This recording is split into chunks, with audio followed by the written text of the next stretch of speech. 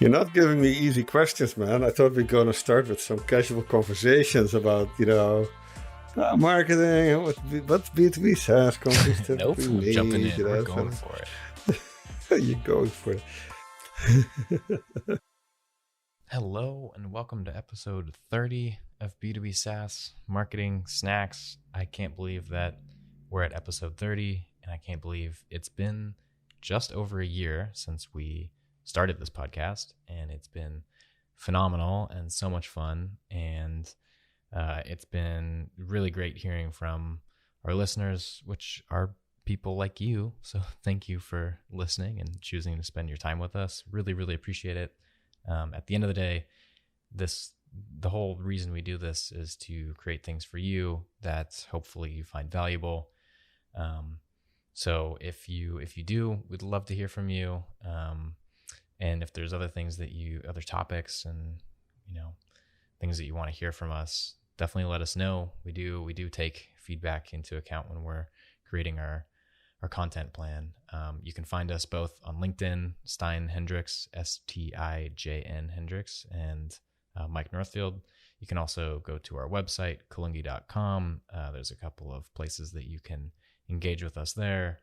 But yeah, let us know. If you really enjoy the podcast, feel free to leave us a review on whatever platform that you're listening on. That helps other people find us. And yeah, we really appreciate you. So thanks for tagging along for all this time. And if you're new, welcome. Thanks for joining. In today's episode, we talk about why, as a founder or early team member, you should be investing heavily in content and why it's so hugely important for companies to invest in it early on. And we tell a story from our own experience doing this at Kalungi and kind of our own content journey, and also give you a bit of a framework on how you can systematize it and make it a little bit easier for yourself. It doesn't need to be this big, scary thing. It doesn't have to be a huge time investment, but you do have to be thoughtful about it. And that's what we talk about today. So without further ado, I'll let the podcast do the rest of the talking. Thanks again for spending your time with us, and let's get into it. Why you start blogging on day one. Why a founder should start blogging on day one. So we're just going to keep going on the book content because I think there's a lot of good stuff in here, and it's fun to give previews. There's a title that you have on one of these pages, and it says, place your bets on the right horse, you.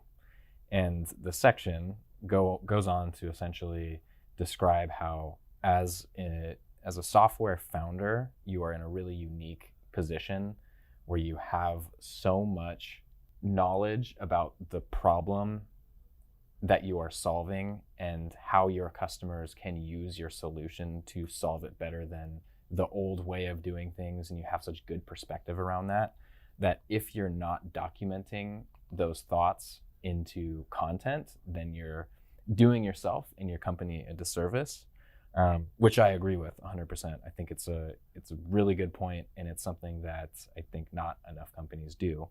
A lot of the companies that we work with, often the founder or founders used to work in some type of consultancy or agency where they were solving for an example, like an accounts receivable consultant who worked in a very specific niche, and they realized that the software tools that were available to them were just really bad, or maybe it was just Excel. And so they set out to build something that would solve that problem for anybody in that same role.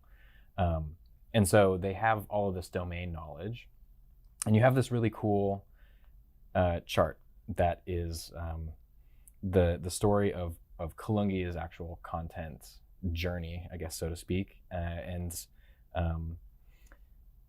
It basically plots the number of blogs posted over time versus the amount of organic search traffic that our website has gotten over time. And so in the first year, there's this really big spike, and I think there's, collectively maybe, 90 blogs posted, something like that. And not necessarily long. Some of them were very short, the answer to a very specific question. We have another episode called How to Get Started with Content Marketing, where we talk about how you can actually, there's a framework for going and doing this. It doesn't need to be this big, long, drawn out thing. But you can see that there's this big spike in the beginning in terms of how much content you produced. And then over time, you start to see this gradual ramp, and then slowly it starts to explode in terms of the organic search traffic that we've gotten. And you can do this as a software company. I think, again, not enough do it. But if you are creating content as an early team member, someone with the domain knowledge, I think our company is a really good example. Stein, I would say 95% of those blog posts came from you, and a lot of the people on our team saw what effect that could have, and it really ingrained that culture into our company. Like, everybody produces content. Everybody likes to, if you get an email from a client and you have a feeling that email is going to come again, or a question, document it and turn it into a blog, so that next time you don't have to answer it in an email, you can just send them the blog. And as you were saying and earlier, then at some point you turn it into a book. Yeah, and at some point, exactly, right? And at some point too, if you're actually answering questions that your customers have, that content can become a part of your product, right? So it can become help documentation, it can become frameworks or templates. You can turn those, those how-to guides into lead magnets to have, to help your prospects find you or do their jobs better. So anyways, I really think that this is an important topic. I think it's really hard to get early stage founders on board with the idea of creating content, because they have this idea that it will take so much time, and writing's hard. It's hard to sit down and write. And if you're, a self-proclaimed bad writer, it can be tough to come up with the ideas and to put things down on paper. So I guess two questions for you. One is, do you have any advice for other founders to help them kind of jump into that process of creating? I guess that's really it. That's the only question. Yeah. Oh man, I'm so passionate about this topic, Mike. I think every early stage company has a founder or multiple founders who are either subject matter experts in their field, about the problem they're trying to solve, or they are extremely smart, engineers who have found a problem that maybe is not their field, but they just have some ideas to solve it in new, different ways. And both are amazing, sources for thought leadership content if you don't overcomplicate it. If you just think about the questions you're asking yourself, you're asking your early customers, you're brainstorming about with your team, and how valuable it would be for you to write those down early, especially because your thoughts might change over time. And those early thoughts are maybe very, very helpful for many people who are going to consider your product over time, or maybe helping you build the product. It is really critical for an early stage founder to invest time in writing those things down. And then, writing them as a blog and publishing those is super easy these days. It helps you in many different ways. Things like Google, they reward the length of you having an online presence. So the earlier you start with these things, the earlier things like search authority, domain authority on your website will start, improving. Volume is fine early on.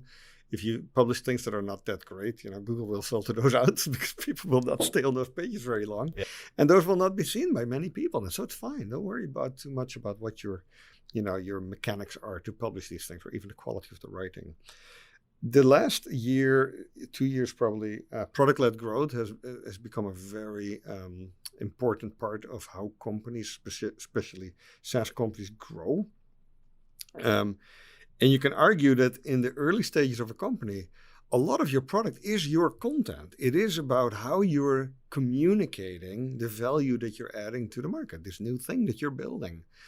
You're creating content based on what you're learning from your early customers. So product-led growth starts kind of with content-led growth. So again, as an early stage founder, you got to start publishing. It's not hard, you can... I remember when we started Kalungi. Well, I was alone, right? There was a second person, maybe a couple of weeks in, but we were really only starting to test some of the ideas that we had. I was doing fractional CMO work. I was being the chief marketing officer, did some board work for early stage software companies. And the only thing that my blogs really were was just a written version of an email that I was answering to someone, right? Someone asked me a question, a B2B SaaS CEO, right? And I said, okay, instead of just sending back an email, let me turn this into a blog article because I've actually had this question multiple times.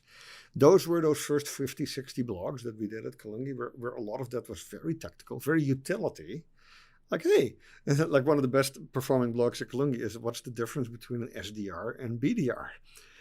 You know where that blog came from, Mike? It was a question I got like probably 20 times from CEOs who were, investing in sales and they just didn't know how to think about those things. And I said, at some point, okay, just write a blog.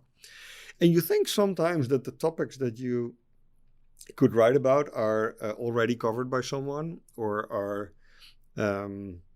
not that important. If you Google it and you don't find a great answer, then it's probably important enough for you to spend time writing about it.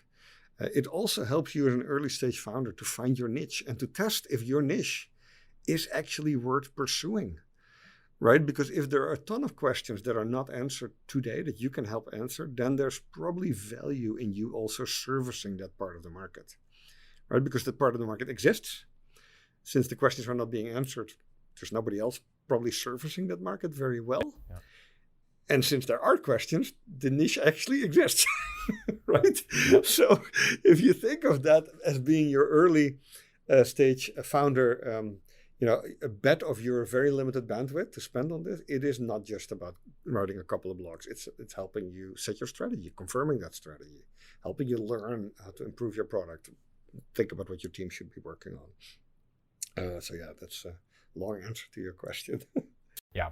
And I also I think it's also to your point where it's your content is your product. It can be used for so many things in addition to building awareness or sending it to prospects. It can be used to train your internal team on your thoughts, right? That can be it can become a part of the onboarding process for anybody learning the product or the actual problem. You send them kind of a checklist of articles to read, and suddenly the thoughts that were in your brain, that becomes a systematized kind of approach, right? The other thing that you touched on for a second is that volume is important, and of course it doesn't mean that you can be writing poor content. I think you always have to be adding value, educating people, showing expertise, and helping people do their current job better. So it has to actually be helpful content. But you're right, throwing things out there, sometimes you never know. Like, you can write something and think that it might rank, but suddenly, Google will pick up one of your articles that you were just not expecting, and you won't know unless it's published. But the Pareto principle definitely applies. Like 20% of our content drives 80% of the results on our website. And if you were to ask me to guess which, if you took all the metrics away and said, guess which of these pieces would drive the results, I probably wouldn't give you the ones that are actually creating results. So Pareto is always right, and Pareto is very hard to predict. That's why we live in the world that's governed by long tail laws, right? The amount of music that people like has exponentially grown in the last 20 years because it's possible to like a lot of strange things, right? And same goes to these blog topics, right? Especially if you want to nail a niche. The topics that are going to be valuable for your niche audience are not going to be easy to predict. So volume is king there early on. And as per my earlier comment, Google will filter out things that are really bad. Yeah. I think, when we say don't spam people, don't create noise, don't build bad content, it's mostly, it applies to the things that you send to people, that you force on people. But when it comes to content that's going to be findable organically, I don't think you need to worry about that much. I think volume is better. I mean, I think the most ever watched TV show in the United States are a couple of Super Bowls. They're actually the two that the Seahawks actually played in. The one they won, and then the other one they lost against the Patriots. It's interesting. On a Wikipedia page, those are the most watched TV shows of all time here in the US. But they are part of a very long list. And I don't think anybody would have predicted that the 2 Super Bowls that the Seahawks played in actually made it to the top. Nobody knew. And luckily, you know, they played many, many Super Bowls over the years, just like I think you should publish a lot of blogs. And then you'll be surprised maybe what shows up at the top of the rankings. 100%.